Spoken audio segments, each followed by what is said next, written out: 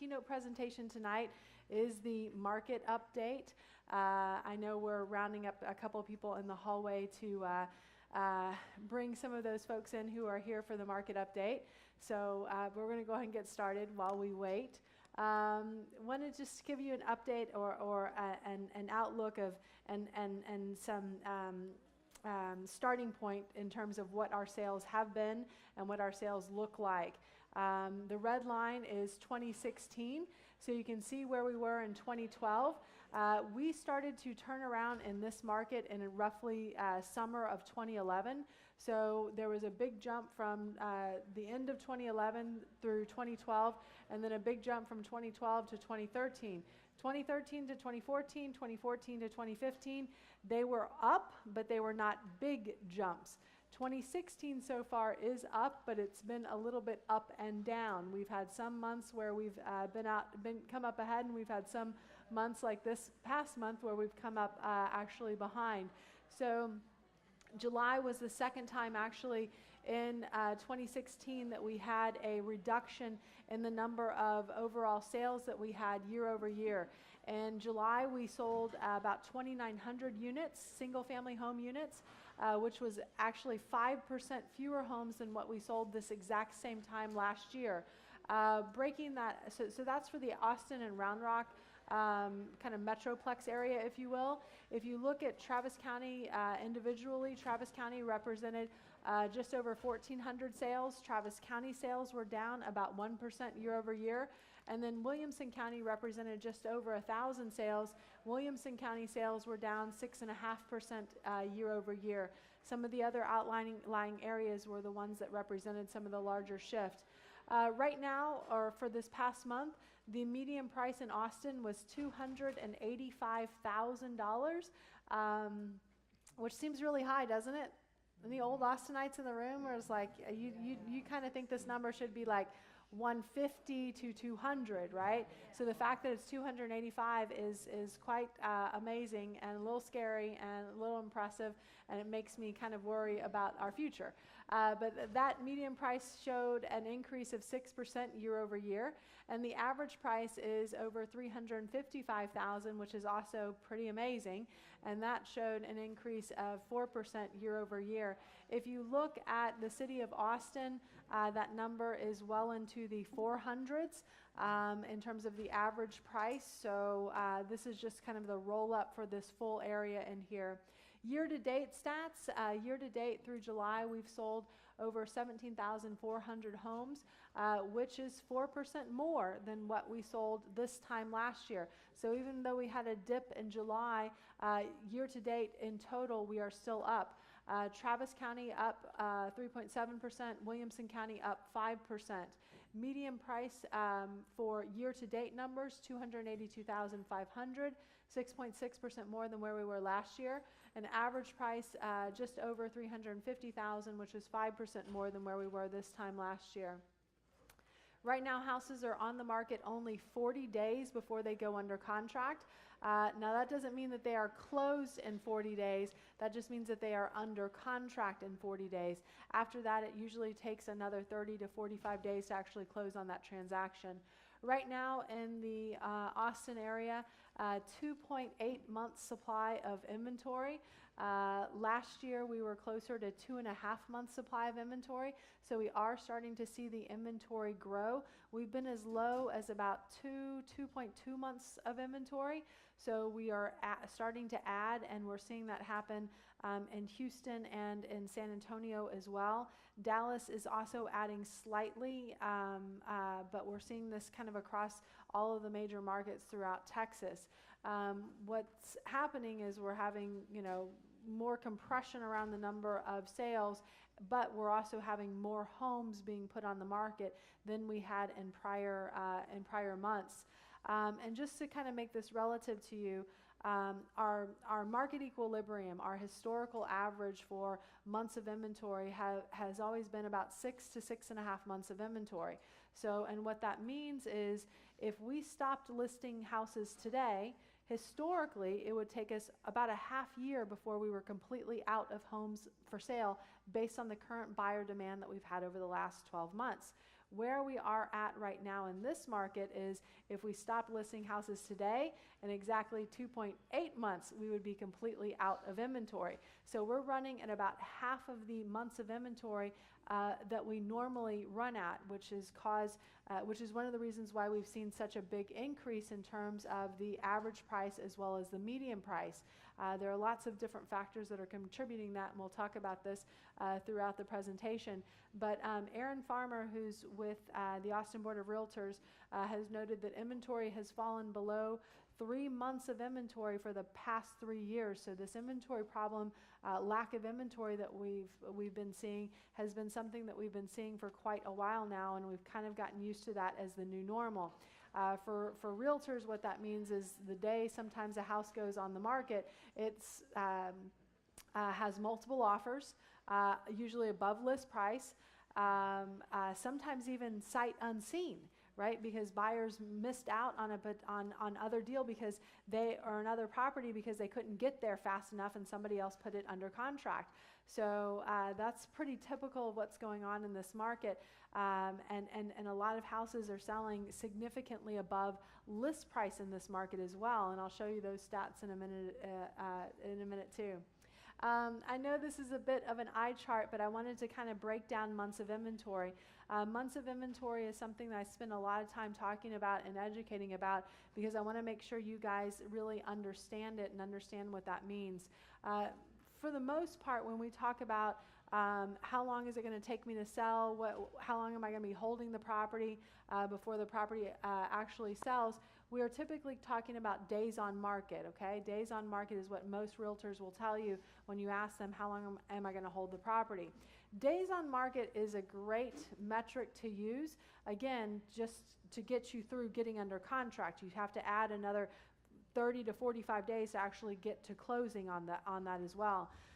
But what you really need to look at beyond just days on market represents the number of days that you're marketing a house for the lucky houses that actually sell.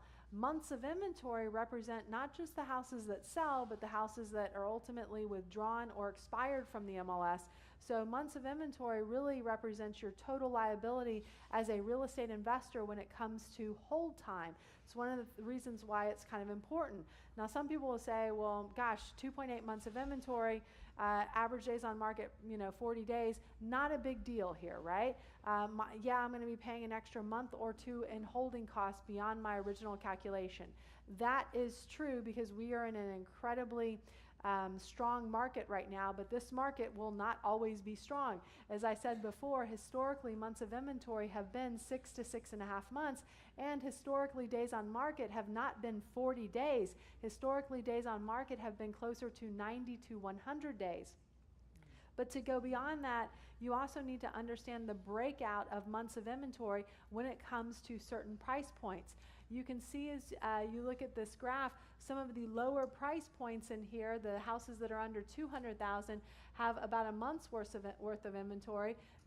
Or in this $200,000 to $300,000 range, about 2.15 months of inventory. But as the prices go up higher, the months of inventory start to increase. So use this metric kind of with a grain of salt. And remember, obviously, real estate is local. So each individual neighborhood will have their own months of inventory, and you'll need to plan accordingly, and you'll need to do your risk analysis accordingly as well. And some of you guys may not be aware of how you calculate months of inventory. The way that we calculate months of inventory for this particular chart is we take the number of houses that have sold in the last 12 months and we divide that number by 12, right? And that gives us the average number of houses that are selling every single month.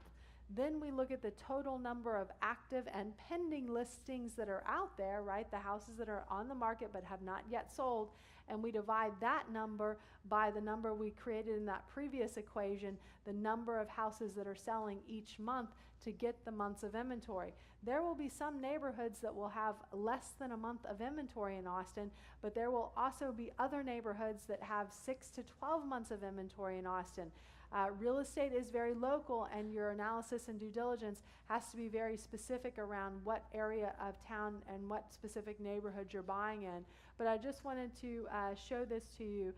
This is a chart that's created by Austin Title, and Austin Title it's actually a 30-page chart. I'm sorry, it's actually a 30-page PDF file, and Austin Title actually breaks this out by MLS area and again by price range, so you can see what parts of Austin are hot or not, right? So you can know where some of the investing is occurring, and you can also see where some of the additional inventory is starting to build, because we are starting to build inventory both in the center of Austin as well as in the surrounding areas around Austin. Recently, we added almost 3,700 new listings to the market. Again, based on where we are in inventory, we could easily double or triple that and still be at what we would call market equilibrium, because right now we only have 6,000 houses listed on the market. When the market was at its height in terms of in terms of months of inventory, we had over 12,000 listings if you go back and take a look back to 2011 as an example. And that was when our months of inventory number was closer to 8 to 9 months of inventory. So these numbers can be very predictive in terms of what your profit's going to be as a real estate investor as you're calculating what your hold time is going to be. Our pending sales, which is our biggest leading indicator for what closed sales will be next month. I think they're going to be higher the closed sales will be higher next month than what we had this month, where they were down. But pending sales are almost 3,000 units right now as we ended July. And single-family houses right now are selling at 98.6% of list price. So if it's listed for $100,000, it's selling for $98,600, right? 98.6% of list price. Now, usually this number is closer to about 94%, so this is higher than normal, but it's not too outside of the normal range, because realtors are obviously going in and looking at the comps and creating a good list price as they list their property. And this is also indicative of how hot our market is. In many of the markets around Texas, you're seeing sales prices or sales ranges or percentage of list price in that range. So it's pretty typical based on where we are right now in the market. If you want to break out Travis County in particular, the Austin Board of Realtors has a little infographic specifically in regard to Travis County. Travis County, this is the median price in Travis County, $335,000. Remember, the median price in the Austin, Round Rock MSA area was just about $285,000. So Travis County is significantly higher when it comes to that. Number of single-family homes sold was down in Travis County 3%. Number of days on market went from 39 to 42. And then again, this shows the number of new listings. So we're added 11% more listings year over year, which is something that's driving up the months of inventory in Travis County. Months of inventory in Travis County is slightly higher, 0.1 months higher than the months of inventory in the Austin and Round Rock area. And then the pending sales, which again is the closest leading indicator to what closed sales will be, was also up 5%. So I think even though we saw kind of a big, not a huge drop, but a drop month over month for July, I think we'll see it come back up when we finish out August. For me, there's no better graph to show you guys why you should be investing in buy and hold real estate than this one. So this one takes the price going back to 1990, and you can see here the price was just under $100,000 in 1990, and you can see the price again has gone up. The average has gone up over this $330,000 or so mark. You can also see the trend lines that we've had in terms of the number of sales. So these blue lines correspond to the left-hand side of the graph where it talks about sales. So you can see where we've had different market run-ups. So you can see where we had our dot-com boom and our dot-com bust. Our dot-com boom was noticeable. Our dot-com bust just put us in a mode where we were flat for several years. And then that recovery was aided by the last big boom, the credit boom, where everyone could get a loan. So you can see how the number of housing sales went up significantly. So we were trading in the 20,000 range, the number of houses that was sold on the MLS, and then we very quickly jumped in that time frame to over 30,000 houses being sold in the MLS. Partially, much of that was speculative house buying. Partially, a lot of that was people coming here from other states doing 1031 exchanges and or just moving their assets around to Texas. Even though we didn't really see much of a price drop in the last market cycle, we saw a huge volume drop in the last market cycle. So we went from a high of about 30,000 units sold on the MLS to a low in here of about 18,000 units sold on the MLS. That's a 1/3 haircut for realtors, real estate investors, really everyone who's involved in the real estate business, right? But since then, we have recovered. It took us a long time to even come close to hitting the number of sales that we hit in the last market cycle. But our sales price recovered very quickly, especially in much of Central Austin. So it's a great chart. I pulled it from the Texas A&M Real Estate Center, and they track a lot of great information and predictive information about what's happening, not just in the Austin market, but in multiple markets around the country, but very heavily based in what's happening here in Texas. One of the things that you hear the city council and people talk about all the time is the affordability of Austin. Austin is the least affordable market of the 4 major markets in Texas in terms of both average price and median price. And that's really kind of always been the case, but we've seen a big shift in terms of affordability and in terms of the number of houses that the average housing prices that we've had. This graph is very good at kind of demonstrating where that shift is. So if you look back to 2011, and if you look at house prices that were under 200,000, you saw that 41, 48, 52% of our houses that were sold here in Austin sold under $200,000. If you look at those numbers today, you've got 20, 26, 27, about 28% of the houses are selling for under $200,000. So there has been a big shift in price and really affordability way over to that $285,000 marker in terms of median price. This is a phenomenon that's causing a lot of head scratching and economists to kind of say, where's this market going and is this market sustainable? There are a couple of Wall Street firms very specifically that say that the Dallas market is overvalued. What's happened in Dallas is the exact same thing that's happening here. So if Dallas is overvalued, we are equally as overvalued. They just usually don't pinpoint Austin per se. But a lot of firms are expecting some type of a correction when it comes to prices. And again, this is not a phenomenon that's just happening in Austin. This is another eye chart. Forgive me for I'll be putting up a lot of these up tonight. But what I want to demonstrate for you again is this is the percentage change in the number of sales between 2011 and 2015 based on these different price intervals. So in Texas overall, we saw a 32% reduction in housing sales that were under 100,000. In Austin specifically, we saw a 76% reduction in that same time period of houses in that price range. You can see that the numbers are down for Dallas, Houston, and San Antonio, but Austin is definitely leading the charge in that huge change. The same thing for housing sales in the 100,000 to 150,000 range. Austin is the only one here that is still negative out of the other major markets.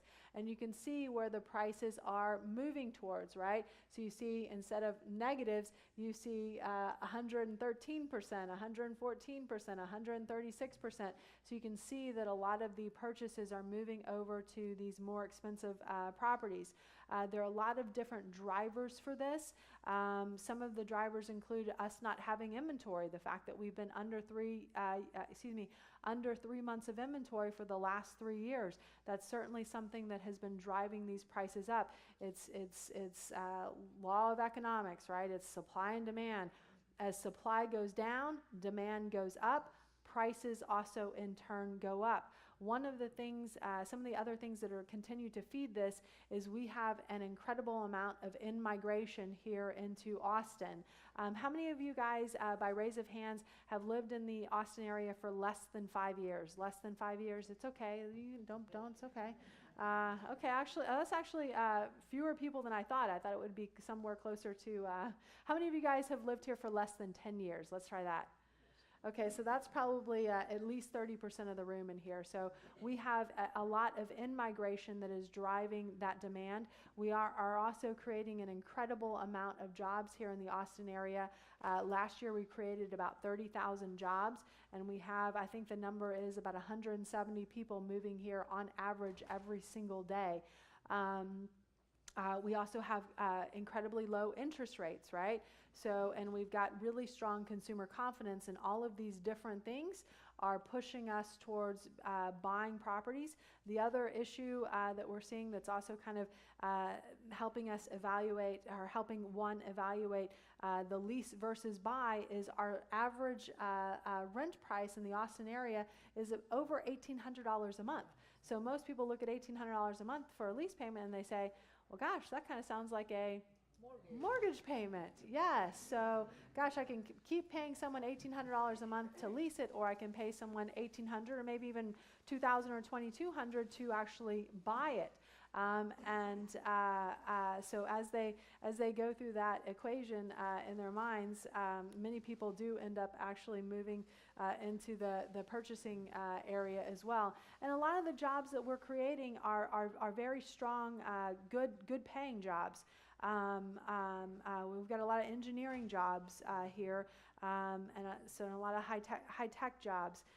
But there is a lot of worry that we're not going to be able to sustain this level of increase, and there is a lot of worry that this market is overvalued. And one of the things that I have to say that kind of pushes against that theory is the fact that our economic base, the people who provide our jobs, right, are very similar to the economic base that we have in parts of California, right, like Silicon Valley, and they're very similar to parts of the country that are other technology centers. And if you look at the average, the median wage in Texas, the median wage in Texas is about $51,000 a year. What do you think the median wage is in California? It's like $65,000 a year. So it's not, but what's their median price? It's like double, right? So somehow they figured out how to work in a world, right, where their median wage is $65,000 and where their average price is like $600,000. I think we can kind of figure out how to do the same thing here, and I don't think we're close to that tipping point at this point. And again, that's based on the kinds of employers that we're seeing here in the Austin area. I think the median wage in Austin was maybe, I don't have this number exactly memorized, but I want to say it was like $53,000. The median wage in Houston was actually like $60,000. So I think we've got some ways to go in terms of affordability, and I think that some of the price increases that we've seen have been, or some of the growth that we've seen in terms of the number of sales has been precipitated by strong strong economic indicators. It's not speculative, right? It's these people who are moving here, right? We will continue to see appreciation in our housing prices as long as we have in-migration until it's limited by affordability. That's kind of the rule. That's the economic rule behind appreciation. But we're not seeing any of that kind of stopping, again, the values in California, and we are about half of that. A lot of people moved here from California over the last 10 years and basically come here and get the 2-for-1 deal, and that's still the case today. But regardless, it is still a very big shift from where we were in 2011. But tell me about the housing environment in 2011. It was the bottom of the bottom of the bottom, right, of the last market cycle, right? So people were very nervous about real estate. And if you look back to this graph right here and just kind of follow this line, right, if you were just to cut off this part right here, it looks like it's pretty much the same as the line, the same angle. Listen, somebody can help me with the word. The same what? The same trajectory. I'll take that, right? Slope. Yes, I'll take that too. Good. Thank you guys for helping me. It looks like the same slope that we've had over the last 25 years. So from that perspective, I'm not too worried about it. But again, a lot of the Wall Street analysts are comparing us to where we were back at the very, very, very bottom of the cycle.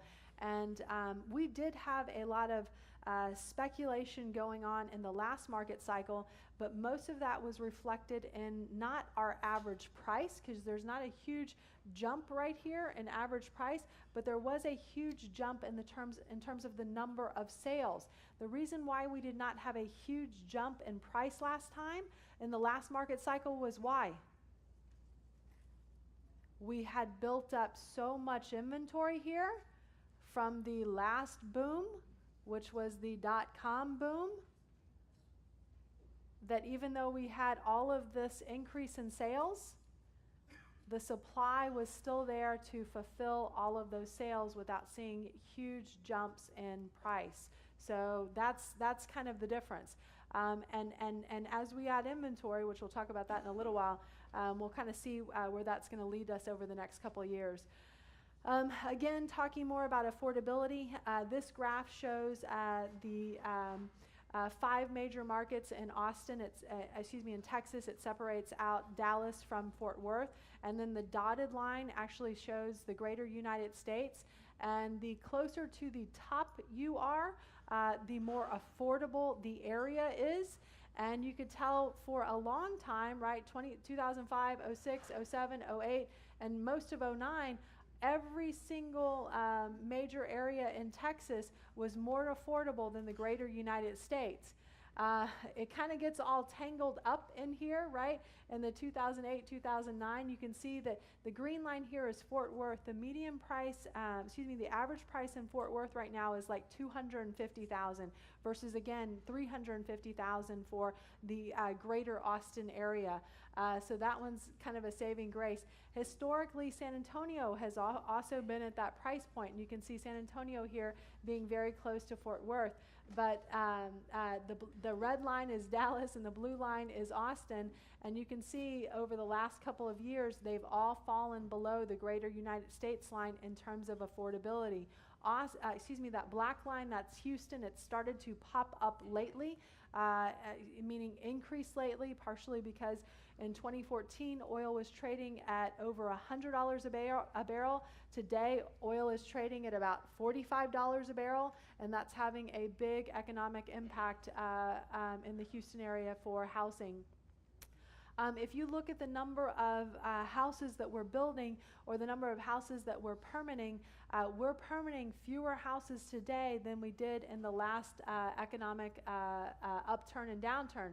So you can see this chart goes back to 1980, so you can see kind of the 80s boom and bust. You can see the dot-com boom and bust, and you can see the credit boom and bust. And you can see this line right here is where we are today. We're not building anywhere near the number of single-family houses today that we were building back in the 2005, 6, and 7 range. And that, again, is not a trend that's just limited to the Austin Round Rock area. It's also part of the greater Texas issue and equation. As I told you, most of the other cities in Texas right now have less than 4 months of inventory. In Texas, you can see again where we added a ton of houses during the last market cycle. We went well below our 24-year average here, but again, throughout Texas, we are still not building as many homes as what we built in the last market cycle. In fact, the number of houses that we're building right now is equivalent to the number of houses that we built back in 1998. Does that make sense? Why is this happening? Say that again? Zoning? Permit office? Yeah, the city of Austin was actually meeting here earlier, and I just wanted to choke them. But here's something that I think is driving a lot of this. There are a couple different things that are driving this. One of the big things that's driving it, however, is the cost of land. This is the cost per acre right here in today's dollars. This is the real median price per acre. But one of the big reasons that we're seeing this reduction in the number of housing, the number of permits, is partially because the price of land, rural land, has gone up significantly over actually about the last 10 years, and it's still going up more and more and more. So that's turning some builders off to buying some of those acreages, some of that property, and a lot of builders don't have the same stomach that they had before for building and churning out properties. Right now, builders are not really building speculatively. Some of the things that we do are, right? We're speculating, but most of the production builders are building based on an order that they have in hand, because they don't want to be in the same situation that they were in the last market cycle.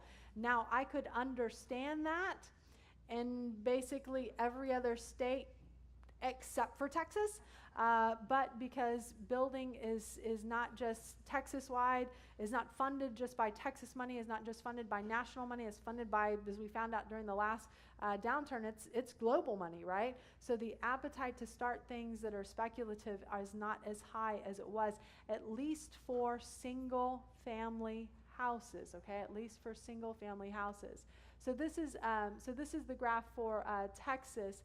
This next graph actually shows Austin, Waco, and the Hill Country land prices. And again, it's the same story, right? You're seeing the same thing throughout Texas as well as what you're seeing in the Austin area. Multifamily building permits, on the other hand, is a completely different story, right? Multifamily is a completely different story. Obviously, we're not building as much as we built during the last 80s boom and bust, but we are building significantly more, about 10,000 units more than we built during the credit boom and bust, which is kind of interesting. And a lot of builders and developers are thinking that we're building for the next generation of buyers who are millennials, right? But what do we know about, these condos that we're building downtown, what's the starting price for these condos? It's $400,000, right? It's $400,000 just to get a closet, I think, is what they're offering now, with a window, and yeah. But many of the millennials that I think are expected to be the next set of big real estate buyers are straddled with a lot of student debt, and because of that student debt, I can't see them going out to buy these $400,000 condos. That being said, these $400,000 condos are flying off the market. If you look at the months of inventory for condos, is in that 3.5 month range right now, but that's just based on what's listed in the MLS, okay? Not every single condo unit, unlike single family, where every single unit is put in, right? Because someone's living there, they're putting it in the market to advertise it. It's an individual owner. Because these condo projects are single owners, they don't market it by putting every single available condo that's for sale, that's a new build, on the MLS. You guys follow that? So the months of inventory for condos are actually a lot harder than, or a lot higher than the months that we measure when we look at what's in the MLS. So that, this is going to create opportunity. And we had some people here tonight who were talking about investing in multifamily. This at some point is going to create opportunity.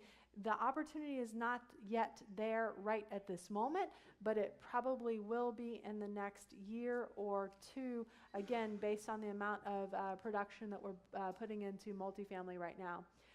Same for Texas. So again, this is not just a trend that we're seeing in the Austin area. This is a trend that we're seeing in Dallas and Fort Worth and Houston as well, in terms of the number of multifamily building permits that we've got in place.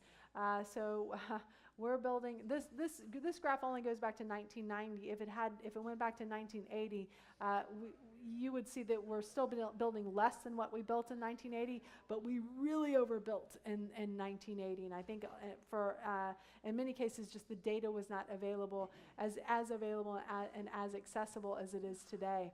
But you can see the jump that we had from 2013 to 2014 in terms of building permits, 20%, and then 2014 to 2015, 4%. But the 25-year average in terms of multifamily building permits has been about,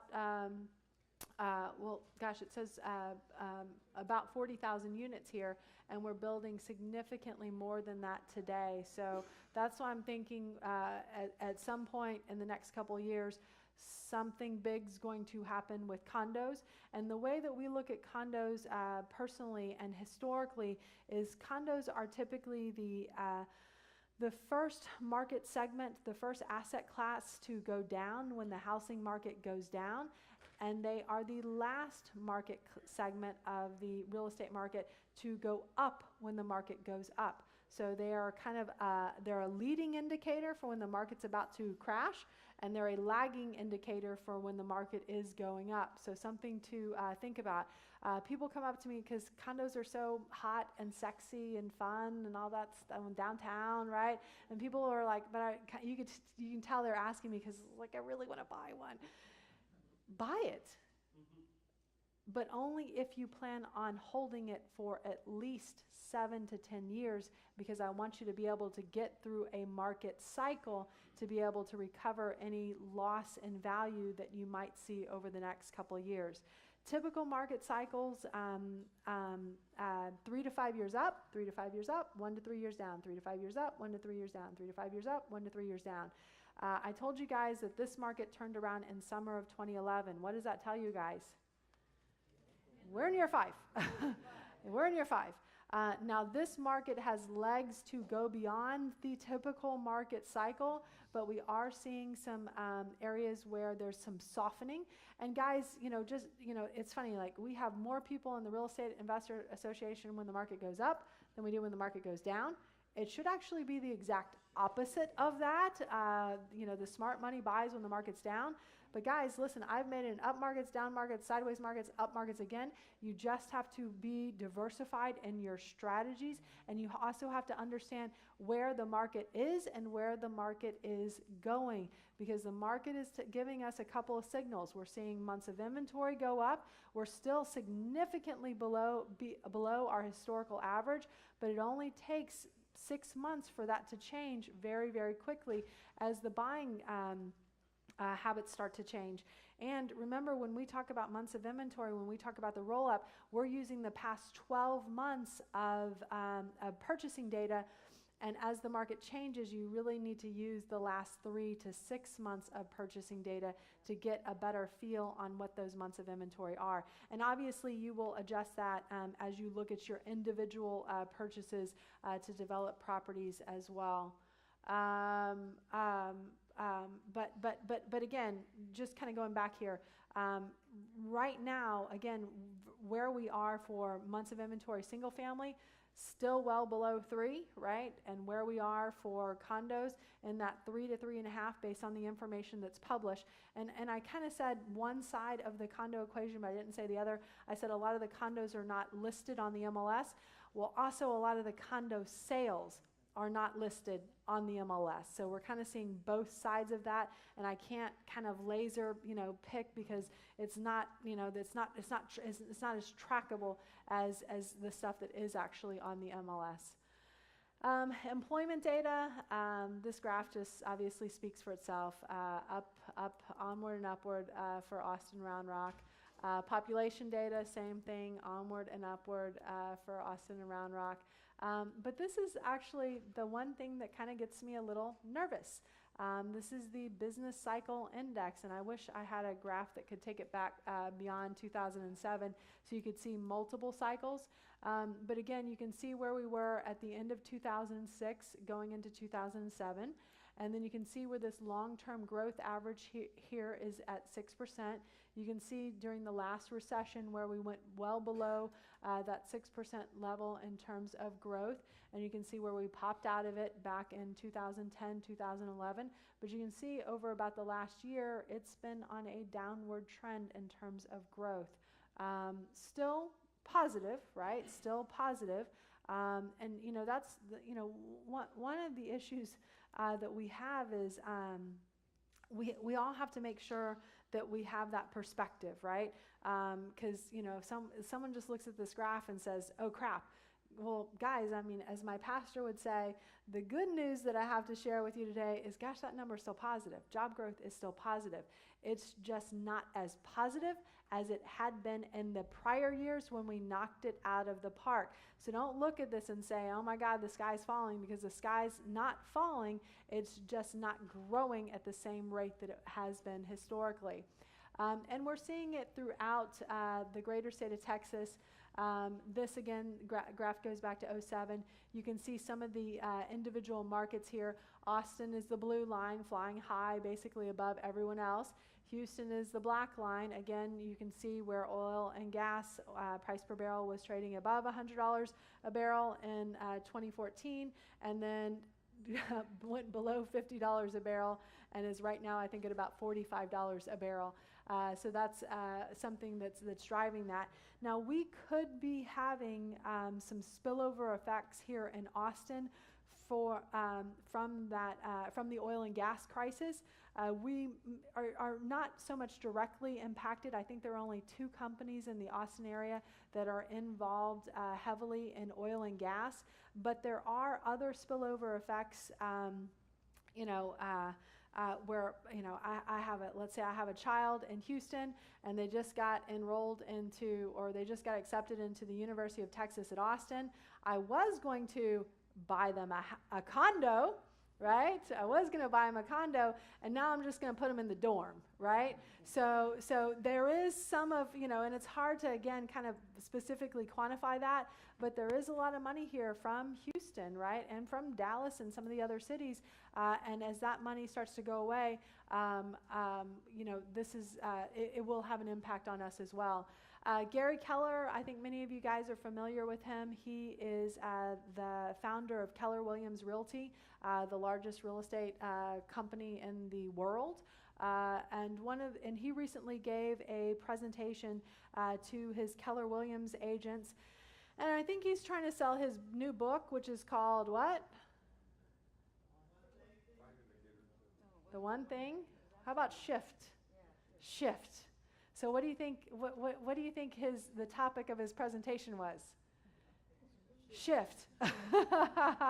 So I think he's kind of trying to highlight maybe some sales of his book.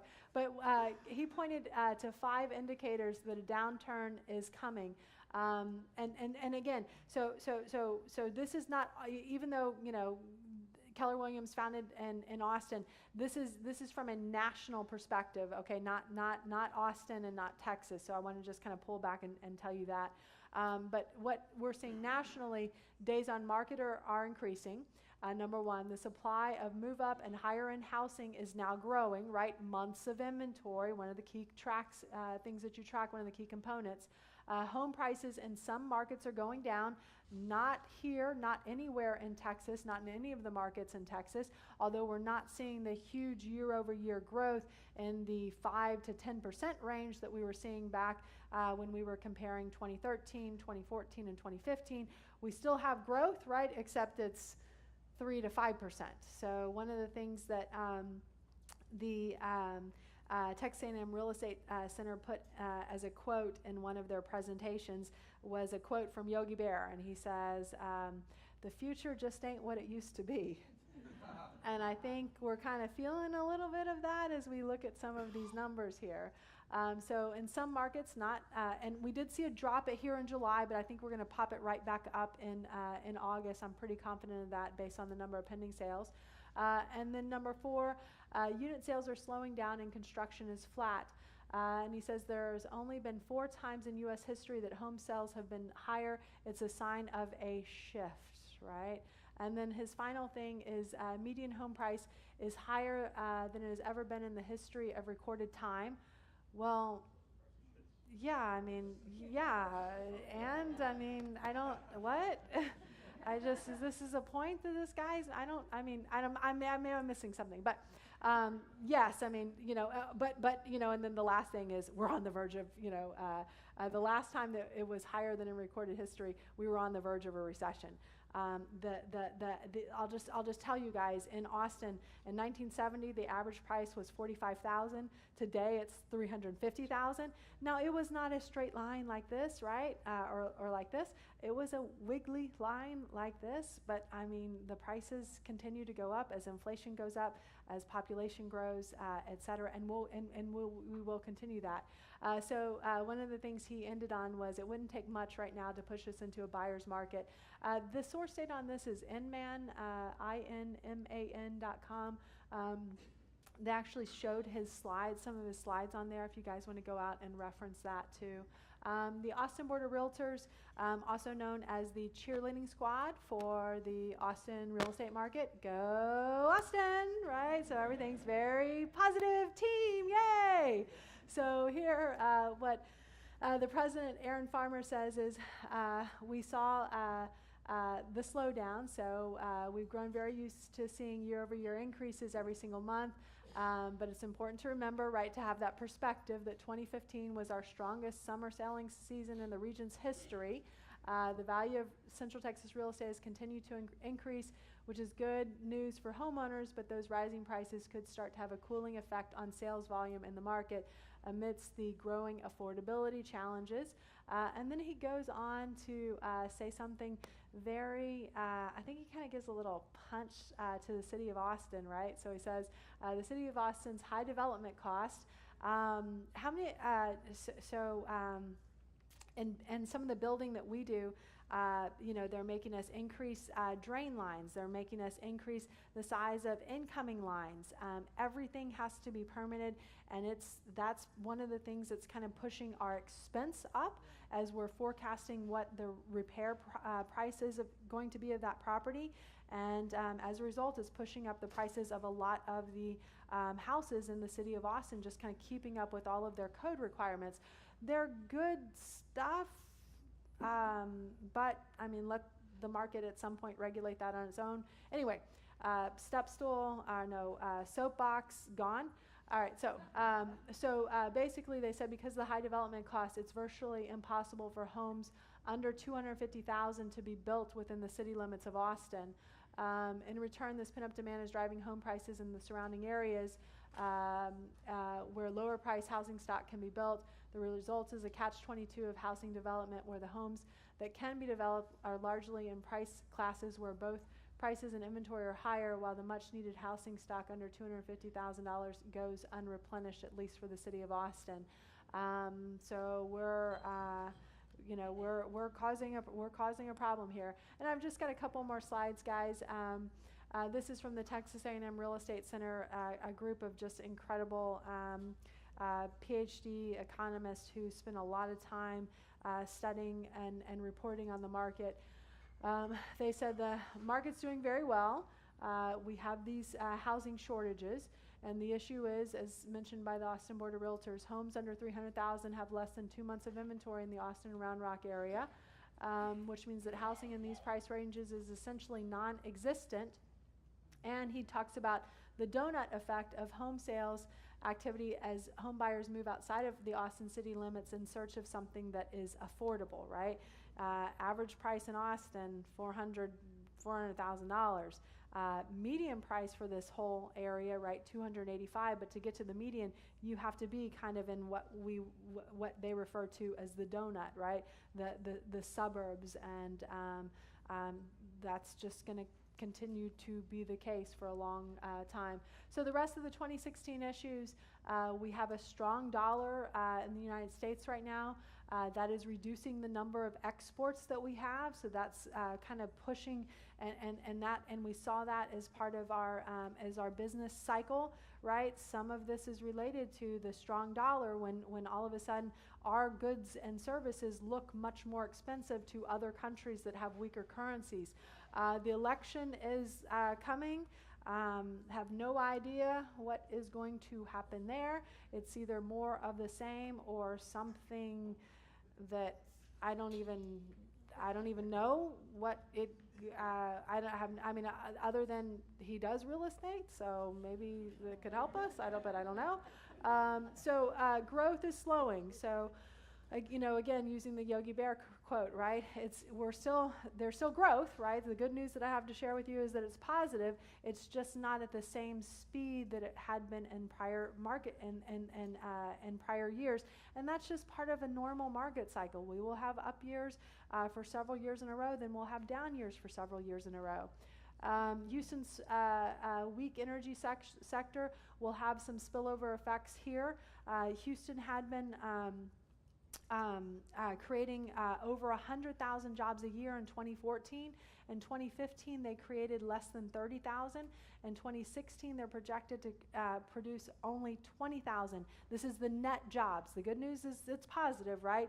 Whereas Austin, that's 1/4 the size of Houston, is going to create 30,000 jobs this year. And Dallas, Dallas-Fort Worth, which is equivalent to Houston, is going to create 100,000 jobs. So that does have spillover effects on many of the markets in Texas, not just Houston. Slowdown in employment growth. Transportation is a huge, obvious issue here in the Austin area.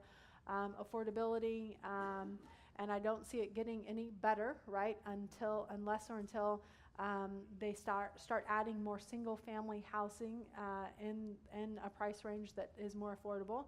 And that limited lot inventory, again, because the price per acre has gone up so much in the last few years, and we've seen a lot of construction shortages. So to sum it up, we'll probably see our year-over-year sales increase. Right now, we're in the range to be in that 5% range, and I think we'll finish the year like that. And then price, I think we'll continue to see the prices go up as long as we have months of inventory that are less than 5 to 6 months of inventory. It's just supply and demand, right? Some of the source data, again, that we use, Austin Board of Realtors, Austin Title, Texas A&M Real Estate Center, Dallas Fed, and I had that article from Gary Keller from Inman in here as well. So what does all this mean to you guys? What does all this mean to you guys? It doesn't mean like, oh shit, I'm glad I came tonight, now I know I don't want to be a real estate investor, right? It doesn't mean that. So Phil's first presentation to you guys was this. You have to use different strategies in order to be successful in all parts of the market cycle. If you're just using one strategy as the market changes, and you're going to be left behind. Yes, leave now. It would be smart for you. But if you are using multiple different strategies, which is what we've done and how we've stayed unemployable, right, since 2003, me since 2004, it's because we use different strategies, and it's also because we stay a student of the market. I study this not so much, I mean, I like you guys, but many of you I don't even know you, right? I study this for me, right? And I bring this information to you guys so that you guys can be successful out there as well, and so you guys can know where the ball is heading and make sure that you understand that and understand what strategies to use so that you guys can also be successful in up markets, down markets, sideways markets, etc.